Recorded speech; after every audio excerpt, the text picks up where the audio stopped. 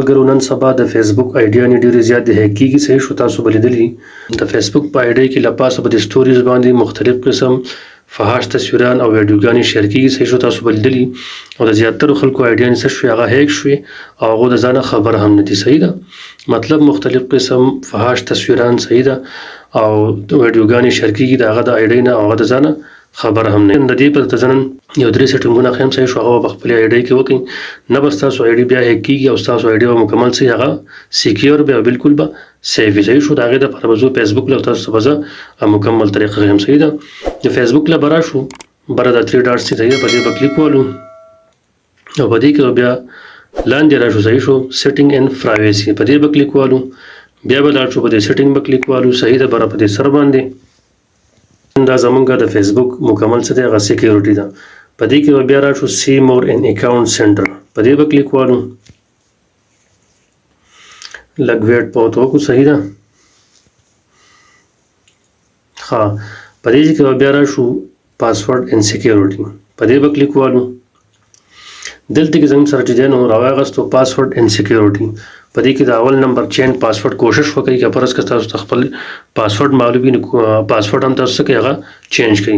په دې کې د دویم نمبر اپشن د 2 فیکټر اتنټیکیشن دا ډېر زیات لازمي دی، کوشش وکړئ چې دا هر یو کس په خپل آیډۍ کې لازما وکړئ. په دې 2 فیکټر اتنټیکیشن به کلیک والو او په دې کې به د خپل آیډي کلیک کو. صحیح ده، او دلته کې به د خپل آیډي پاسورډ ورکو،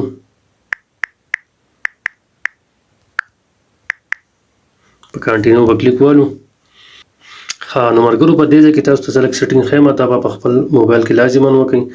په دې کې به راشئ، په دې کې اوس زما آیډۍ باندې 2 فیکټر اتنټیکیشن آن دی. صحیح شو، په دې کې به تاسو دلته کې لیکلی دا ټیکس میسج په ټیکس میسج به کلیک والئ. صحیح ده، او په دې کې به بیا خپل پاسورډ ورکړئ، بیا تاسو موبایل میسج ته به یو کوډ راشي. صحیح ده، هغه کوډ به تاسو په دې خپل موبایل کې کلیک کړئ، تاسو 2 فیکټر اتنټیکیشن به څه شي هغه به آن شي. دا ډېر زیات لازمي دی په خپل آیډۍ کې لازما وکړئ. ښه او په دویم نمبر راځو که فرض کا ستاسو آیډي چا هیک کړي. صحیح ده، او تاسو وایئ چې چا هیک کړي ته تاسو ته معلومات نه، هغه به په دې ځای کې ګورئ.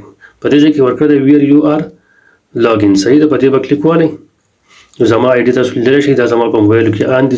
که فرض که ستاسو په موبایل کې دلته کې د چا کمپیوټر موبایل وغیره راواغستو نو هغه به صحیح هغه به هیک شوي. صحیح ده، بیا به په هغې باندې کلیک والئ. صحیح شو، دلته کې به لاندې لاګ آوټ لیکلی، په هغې به څه کوئ لاګ آوټ کړئ، نو د هغه د موبایل نه به ستاسو آیډي هغه ختمه شي. دا سیټینګ هم لازما وکړئ. سره لاړ به شو خپل پروفایل له، او په دې کې به په دې 3 ډاټس باندې کلیک والو. دلته کې لاندې ورکړی دی لاک پروفایل په دې به کلیک والو، او دلته کې به لاک یور پروفایل په دې به کلیک والو. زموږ پروفایل به شي هغه به مکمل لاک شي. زموږ پروفایل څه شو هغه لاک شو. کوشش وکړئ دا سیټینګ په خپل آیډۍ کې لازما وکړئ. صحیح شو، او د خپل ملګرو سره لازما شیر کړئ که فرض که د چا په آیډۍ کې څه مسلې نه هغه یې څه کړي هغه یې کلیر کړي. ډېره مننه.